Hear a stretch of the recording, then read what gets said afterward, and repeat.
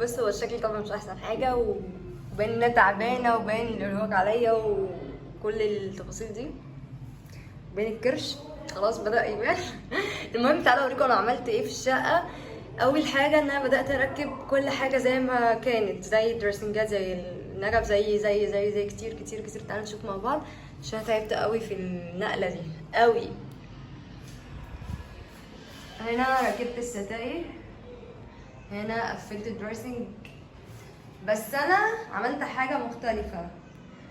خدتوا بالكم؟ ضميت دريسنج روح على الدريسنج ده. اوكي، ودي النجفه، والستاند ده هيجي هنا كده، والغي البلكونه هنا بستاير وبستورتي اللي هي بستورتي دي، وهنا اللي هو التسريحه. في بقى هنا الدبل فيس ده مضايقني، هنشيله وهنعمل مكانه حاجات كويسه وبورترات وبراويز والكلام ده. تمام، دي بالنسبه للاوضه دي.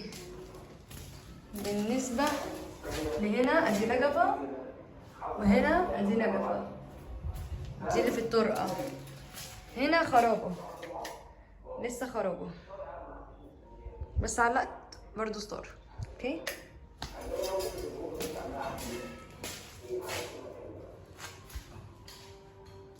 هنا يعني عملت السخان، سوري الغسالة، وظبطت الحنفيات اللي هي سخنة وساقعة دي، ولكن طلع في مشكلة في الجير بوكس بتاع الغسالة نفسه عايز يتغير، ف نطلع من الحمام. فالحمد لله على اللي انا فيه. عملت المراية طبعا بالليد بتاعها.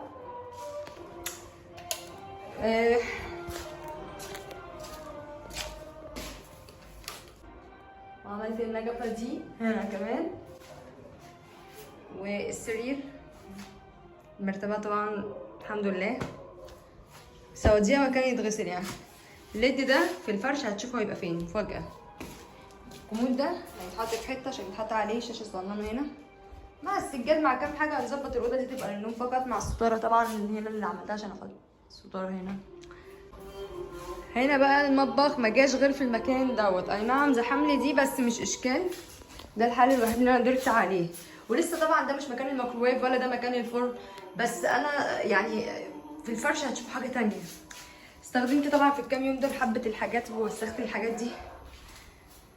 وعملنا السخان هنا عشان ما كانش دول موجودين لو تفتكروا، ركبناهم اللي هو المدخنه والشفاط الحاجات دي.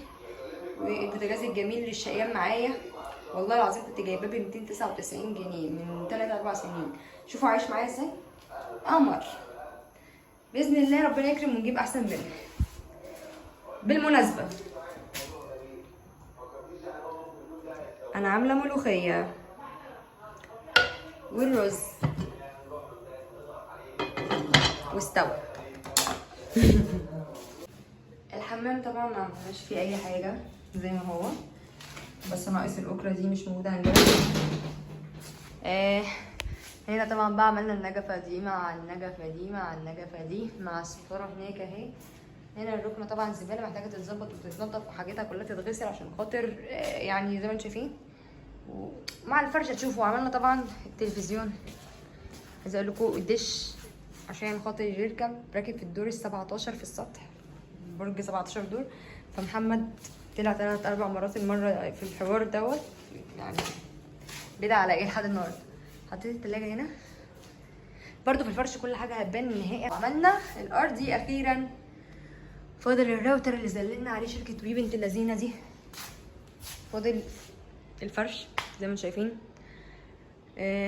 حاجه مهمه، حاجه مهمه، رصاصه البخور. رصاصه البخور، وده اللي فايض من البخور اللي كان جاي لي لو تفتكروه من شركه انسام. ايه تاني؟ ده اللي هيبقى على البوتاجاز.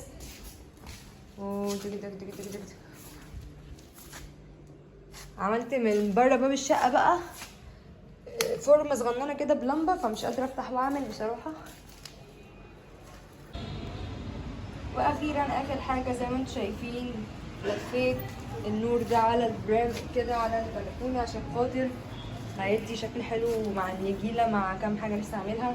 والمنشر الجميل هو كان متكسر ومتدغدغ والله العظيم، وانا ومحمد مسكناه بصراحه فبركناه لدرجه ان في حديد هنا كتير كان واقع. فمحمد الناصح قال لي في حاجه اسمها 2 في 1 لحام حديد، وعملنا ده. وفاضل يجي ان هو يعمل ده بالحاجات اللي في الارض اللي هي المسمارين دول، هيعملوا لي هنا وهيربطوا، واصبح منشر تاني لذيذ جديد مفيهوش اي مشكله. بس الله يعني الحمد لله الدنيا جت علينا شويتين 3، بس باذن الله اللي جاي احلى.